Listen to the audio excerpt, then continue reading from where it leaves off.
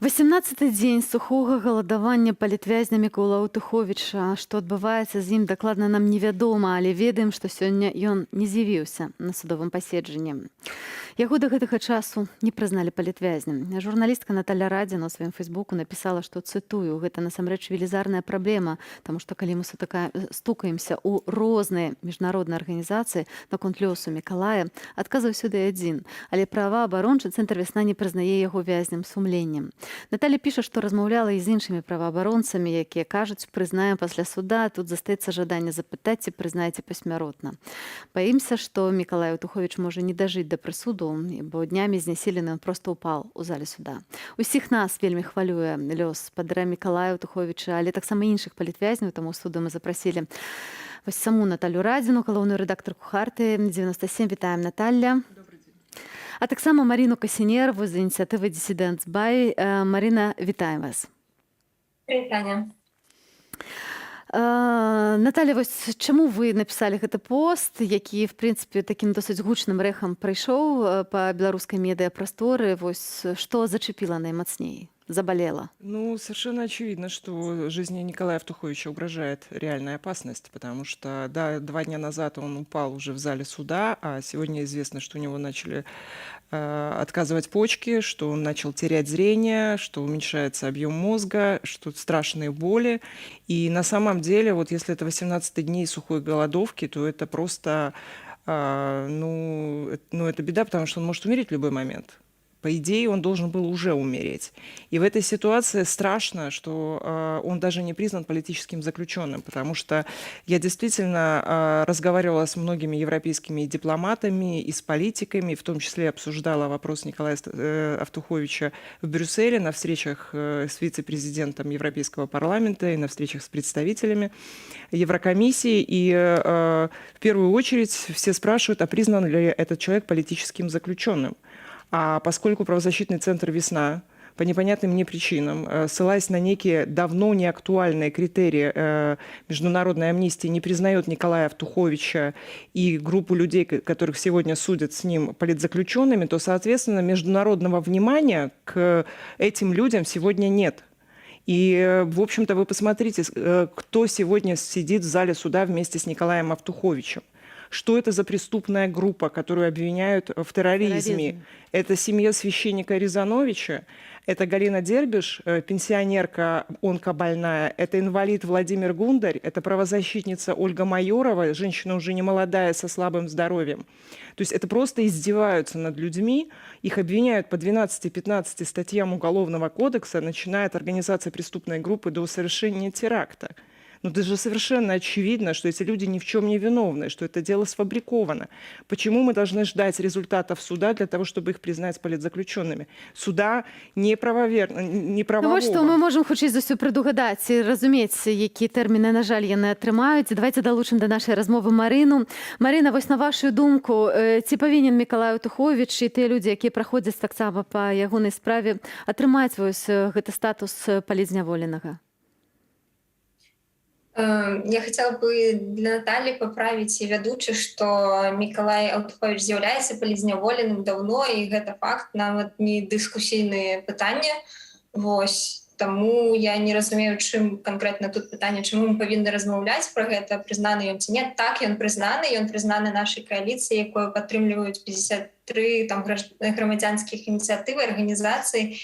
І думаю, лепей сфокусавацца на тым, як яго падтрымаць, як данесці міжнароднай супольнасці і ўсяму свету пра тое, у якім стане знаходзіцца чалавек, і іншыя абвінавачваныя, і як ім можна дапамагчы. Але для мяне гэта дакладна не з'яўляецца дыскусіяй пра тое, палітвязень ён ці не, як і для астатніх адэкватных людзей вакол. То бок, наколькі я разумею, што ваша ініцыятыва прызнае яго палізняволеным, але «Весна» не прызнае, так? У гэтым праблема. Международное сообщество ориентируется на списки правозащитного центра «Весна». Давайте говорить прямо. При этом я глубоко уважаю вашу коалицию, которая реально сегодня делает больше для подсчета числа политических заключенных в Беларуси. І, Марина, на вашу думку, колькі зараз палізняволеных у Беларусі, вось паводле вашых падлікаў, бо паводле праваабарончага цэнтру «Весна» гэта 1265 чалавек на сённяшні дзень? На сённяшні дзень наша ініцыятыва налічвае 1548 вядомых нам імёнаў людзей, якія знаходзяцца за кратамі наўпрост, ці адбываюць хімію з накіраваннем, ці знаходзяцца пад хатнім арыштам. Вось. Але я тут таксама паставіла пад пытанне, на каго арыентуюцца міжнародныя супольнасці. Калі мы будзем вызнаваць нейкі-то аўтарытэт і кіравацца толькі гэтым, то, напэўна, гэта будзе, гэта шкада, і гэта будзе у мінус там людзям, якія не атрымліваюць падтрымкі. Вось. І мы павінны прасоўваць менавіта правы чалавека і іх парушэння. І казаць пра Мікалая Аўтуховіча як пра палітычнага зняволенага у першую чаргу. І таму людзі, якія не вызнаюць яго палітычным зняволеным, я бы параіла адчыніць крытэрыі ПАСЭ таго ж, ці адчыніць дэкларацыю правоў чалавека і паглядзець, якія правы там парушаюцца. І гэта, пэўна, будзе кожны артыкул з іх.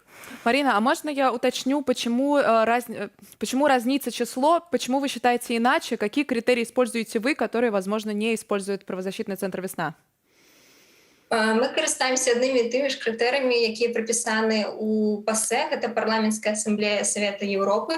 Там прапісаны асноўныя крытэрыі, па якіх чалавек з'яўляецца палітычным зняволеным, але ў нас проста адрозніваецца падыход, і мы кіруемся ў першую чаргу правамі чалавека і тым, што вось, калі мы кажам пра Мікалая Аўтуховіча, гэта прэзумпцыя невіноўнасці, як і пра астатніх зняволеных таксама, парушэнне іх правоў на доступ к адчыненаму суду і гэтак далей. Разумеем, то бок ёсць розныя меркаванні, ці з'яўляецца Мікалай Аўтуховіч палітзняволеным.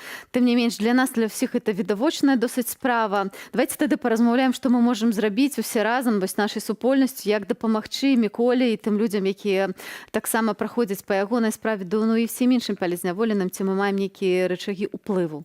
Марина подняла очень важную тему, потому что действительно, почему международные организации, Министерство иностранных дел стран Евросоюза и Госдепартамента США обращаются к информации только правозащитного центра «Весна». При всем моем уважении к Олесю Беляцкому, основателю правозащитного центра «Весна», и Валентину Стефановичу, который сейчас находится в тюрьме, и другим белорусским правозащитникам, которые оказались в заключении, но критерии, которыми они руководствуются, они действительно уже устарели, они не актуальны, да, потому что диктатуры стали переигрывать правозащитников.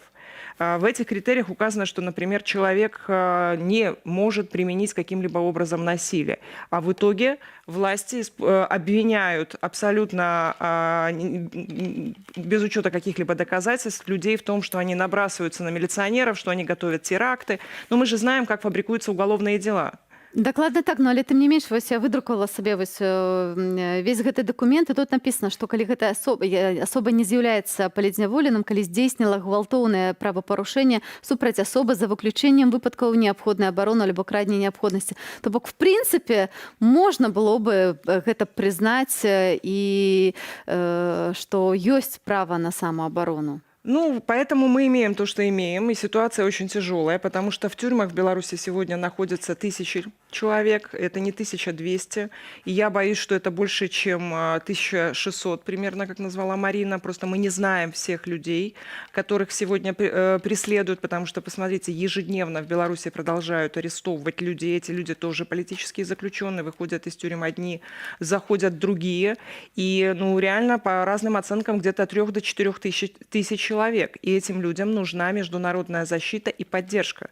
Я сама бывшая политзаключенная, и я знаю, как это действует, потому что о том, что я стала политической заключенной в тюрьме КГБ, я узнала сначала от охранника, который мне об этом сказал шепотом, потом от начальника тюрьмы, который мне в истерике об этом сообщил. То есть они боятся, они международного внимания. Если человек признан политзаключенным, это значит, за ним начинает следить мир, за его судьбой, значит, его уже нельзя убить в тюрьме безнаказанно. Они боятся ответственности, все равно. Понимаете, они понимают, что режим Лукашенко не вечен, и рано или поздно им придется предстать перед судом и рассказывать, что они делали в тюрьмах с политическими заключенными.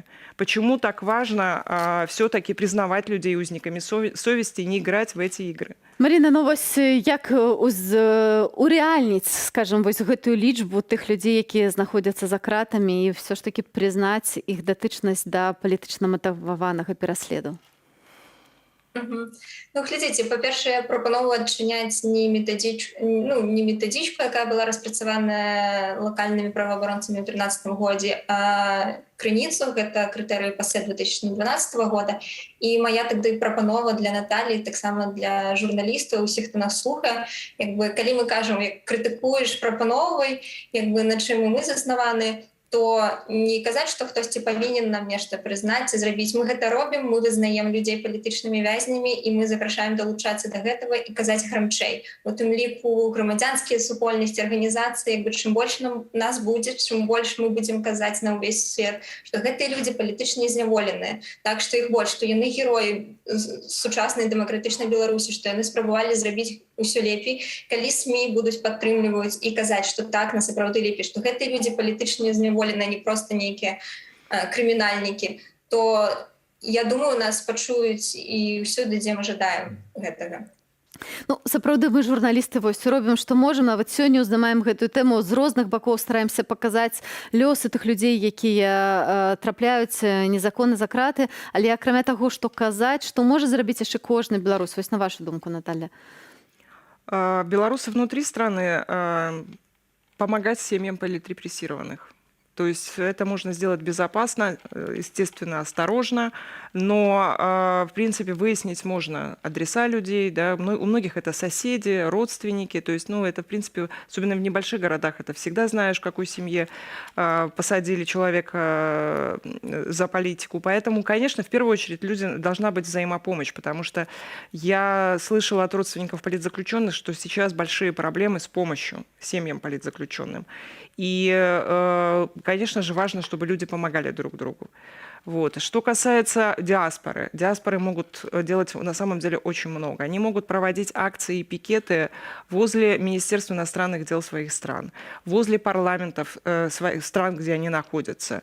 Они могут писать петиции депутатам, европейским депутатам, организовывать пикеты возле Еврокомиссии, выходить с портретами политических заключенных и привлекать внимание к их судьбе. Потому что, нельзя забывать людей. И чем больше, кстати, мы фамилии будем называть, тем важнее, потому что мы любим называть 10 фамилий, да, то есть которые на слуху. Таких самых ведомых, да, скажем. А вот сколько, тысячи людей оказываются безымянными, да, безымянными солдатами. Вот важно каждого вспоминать все равно. Важно писать, конечно, и письма этим людям. И нам, медиа, надо писать о большем количестве узников совести, чтобы о них знала страна и знал мир. До речі, ось ініціатива «Політзекмі», яны прапановуюць пісаць лісты акурат тым найбольш забытым палітзняволеным, такіх, якіх мы зусім не ведаем. Марина, што бы вы яшчэ дадалі да таго, што мы на дадзены момант можам зрабіць для тых людзей, якія застаюцца за кратамі? Я згодна з тым, што Наталья пералічыла, з тым, што кожны можа зрабіць па мерах сваіх магчымасцей. Гэта рабіць акцыі салідарнасці, пікеты, пісаць лісты, дапамагаць наўпрост. І важна змяняць рыторыку ў дачыненні да гэтых людзей, называць іх усе рэчы сваімі імёнамі, палітзняволены, герой. І у нас на галоўнай старонцы нашага сайта есть таксама пералік ініцыятываў фонду, хто дапамагае палітвязняў, таму можна дапамагаць праз іх ці дапамагаць праз нас напрамую сем'ям і сапраўды ніколі іх не забываць і казаць, дзе чалавек бывае за мяжой, заўсёды падымаць гэтае пытанне і ніколі не забываць пра актуальную лічбу. І заўсёды казаць, што гэта як мінімум столькі-то чалавек ёсць за кратамі. Нагадайце тады, як можна знайсці вашу ініцыятыву ў сеціве для нашых гледачоў? Dissidentbuy.com, можна за мяжы зайсці нам проста, з Беларусі лепей з VPN, безумоўна, бо ўсе ініцыятывы заблакаваныя на Беларусі. І там можна знайсці розныя спосабы дапамогі, і мы не канцэнтруемся толькі на грашовай нейкай дапамозе. Людзям можна дапамагчы прадуктамі, і працай, і любымі нематэрыяльнымі рэчамі. Таму у кожнага можа знайсціся штосьці, што ён можа, чым ён можа падзяліцца і чым можа дапамагчы сям'і рэпрэсаванага ці наўпрост самому рэпрэсаванаму. Дзякую вам вялікі за тое, што далучыліся да гэтай важнай размовы, што мы яшчэ раз узнялі гэтую тэму. Марина Касінерава з ініцыятывы «Dissident Buy» і таксама Наталя Радзіна, галоўная рэдактарка «Харты 97». А мы жадаем толькі хіба што здароўя і сілаў Мікалаю Аўтуховічу ў гэтым нялёгкім выпрабаванні. І сёння вось акурат тэму палізняволеных узняла таксама Святлана Ціхановская, выпусціла адмысловы ролик, які зараз мы, я думаю, што можам вам паказаць. Очень часто на политических и нерабочих встречах мне задают вопрос: «Как там Сергей?» Я знаю, что это знак внимания со стороны того, кто спрашивает. Но уже больше 2 лет этот вопрос отзывается тупой болью, потому что я не знаю, как на него отвечать. И тысячи белорусов не знают, как и я. Мы постоянно на связи с семьями политзаключенных и с теми, кто сам прошел через тюрьму. Но недавно мы смогли встретиться лично. С мамами, чьи дети сейчас без вины сидят за решеткой. С детьми, чьи отцы получили годы заключения. С теми, кто пытается восстановить жизнь уже после срока.